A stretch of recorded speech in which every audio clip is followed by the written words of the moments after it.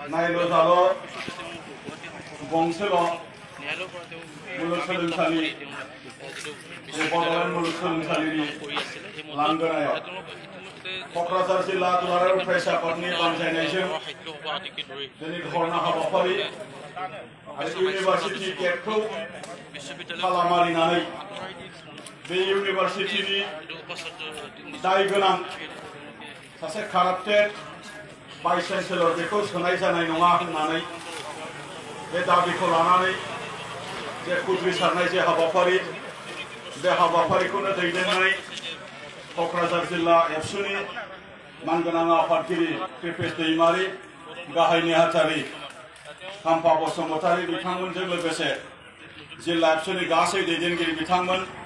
आरो बे हाबाफारियावनो बाहागो लानो हानाय दुलाराय फरायसा आफादनि मानगोनां लोगो आफादगिरि खोरोमदाव औवारी दुलाराय फरायसा आफादनि मानगोनां बुंथिगिरि अबिद नार्जारी आरो दुलाराय फरायसा आफादनि मिरुनि गासै दैदेनगिरि बिथांमोन आरो बे हाबाफारियावनो बाहागो लानो हानाय क'क्राझार जिल्ला बर' थुनलाइ आफाद क'क्राझार जिल्लानि सिंनि गुबुन गुबुन माहारियारि आफादनि दैदेनगिरि नोंथांमोन आरो बे हाबाफारियावनो बाहागो लानो हानाय जे जोंनि क'क्राझार जिल्ला एबसुनि बेन्दोंआव थानाय गुबुन गुबुन नखर आफादनि आफादगिरि नेहाथारिजों लोगोसे गुबुन गुबुन दैदेनगिरि नोंथांमोन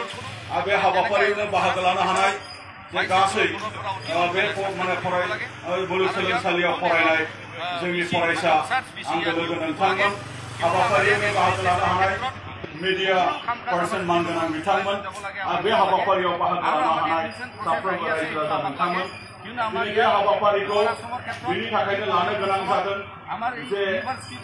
बड'लेण्ड मुलुगसोलोंसालिया सोमावसारनायनि फिथाइ हिसाबै मोननाय बेयो मोनसे जोंनि मुलुगसोलोंसालि मुंख्लंफोरनि मावसोमनायजों मोननाय बियो गंसे मुलुगसोलोंसालि थै गारनानै सोमावसारनानै मोननाय बियो मोनसे मुलुगसोलोंसालि आरो बे सोलोंसालिनि गेजेरजों जे जोंनि सोलोंथाइ बा हायार एजुकेशननि बाथ्रा आरो बे इउनिभार्सिटियाव फरायनानै सुबुं सम्पद दानायनि हारि दानायनि इयुन दानायनि सिमाङा जोंहा दङ दा बेखायनो बे इउनिभार्सिटिनि मोजांखौ जों जेब्लायबो हास्थायो आरो बे इउनिभार्सिटिनि मोजाङा मोजां दैदेनगिरिनि गेजेरजों जायो दा बेनि थाखायनो आथिखालाव जाय बिथाङा भाइस चेन्सेलर प्रफेसर लादु सिं लाइस्रां माने मानगोनां बिथाङा सासे माने दायनिगिरि हिसाबै फोरमान जानाय बियो सासे भाइस चेन्सेलर मानोना बिथाङा भाइस चेन्सेलर थानाय समाव जोंनि बे भाइस चेन्सेलरनि जौगानांगौनि नैबे इउनिभार्सिटिनि जौगानांगौनि थाखाय एफिलिएटेड कलेजफोरनि जौगानांगौनि थाखाय बे इउनिभार्सिटियाव फरायनाय फरायसा फरायसुलिफोरनि सोलोंथाइ जौगानांगौनि थाखाय जिखिनि रां रुफा जे सौफैयो बेखौ बिथाङा गोरोन्थि भाबै गोरोन्थि लामायाव गावनि थाखाय बाहायनाय बेफोरबायदि फोरमान जादों होननाय जों दिनै मिथिदों आरो बिनि अनगायैबो बिथाङा गोबां जेनाखि एडमिनिस्ट्रेशननि बेलायाव इलिगेल माखासे एडमिनिस्ट्रेशन खालामनाय फान्ड मिसएप्रोप्रिएशन खालामनाय बा बायदि मैया प्रेक्टिस खालामनाय बेफोरखौ दिनै चिफ मिनिस्टार स्पेशल माने भिजिलेन्स सेल लोगोसे डाइरेक्टर अफ माने भिजिलेन्स एन्ड एन्टि कराप्शन बै माने एजेन्सिफोरा दिनै बिथांनि सायाव नायबिजिरनो होननानै थांनाय बोसोराव बिथांनि टेबोलनिफ्राय फाइल मोननै मोनथामसो लांदोंमोन आरो फाइल मोननै मोनथाम लांनायनि उनाव बिथांखौ नायबिजिरनाय जादों बिथांनि दायफोरआ माबायदि बिथाङा मा दाय मावमारदों बिथाङा मा गोरोन्थि मावमारदों बे बाथ्राखौ जोंबो खबर मोनदोंमोन आरो बे माने भाइस चेन्सेलरा जे बेवहाय बेबायदि गाज्रि प्रेक्टिस खालामदों बेखौ मिथिनानै बेखौ बोखारनांगौनि थाखाय जोंबो थांनाय माने समफोराव आन्दोलन खालामदोंमोन दा बेबायदिनो जों दिनै मिथिबाय बिथाङा जेनाखि फाइल जब्द खालामलांनानै जेखिनि मोनसे नायबिजिरनाय सोलिदोंमोन बिथांनि एगेन्स्टआव बिथाङा दायनिगिरि हिसाबै फोरमान जादों बिनि थाखायनो बिथांखौ मालाबानो माने सीएम भिजिलेन्सआ एरेस्ट खालामदों नाथाय बिथाङा हाई कोर्टनिफ्राय एन्टिसिपेटरि बेल लानानै बिथाङा इउनिभार्सिटिनि भाइस चेन्सेलरनि अफिसखौ बिथाङा हल्ड खालामबाय थादों अफिस खालामबाय थादों सिगनेचार होबाय थादों बे इउनिभार्सिटिनि थाखाय खामानि मावबाय थादों बियो जोंनि थाखाय दुखु गोनां बाथ्रा जादों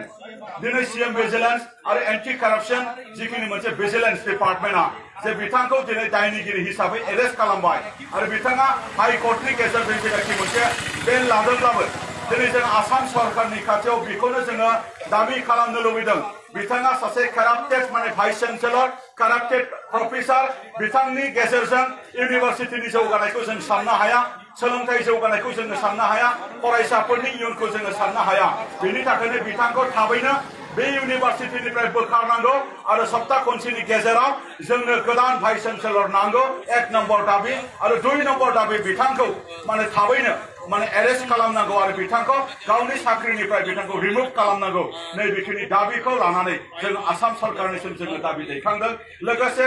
आसामनि गभर्नर रायजो बेंगिरि माधव गेदेर बिथांनिसिमबो जों आपिल खालामो जों आरज गाबहरो जों आह्वान खालामो जे गभर्नर बिथाङा जितु चेन्सेलर जायो इउनिभार्सिटिनि आरो बड'लेण्ड इउनिभार्सिटिनि चेन्सेलरा गभर्नर अफ आसाम बिथाङा गोदानै थाबैनो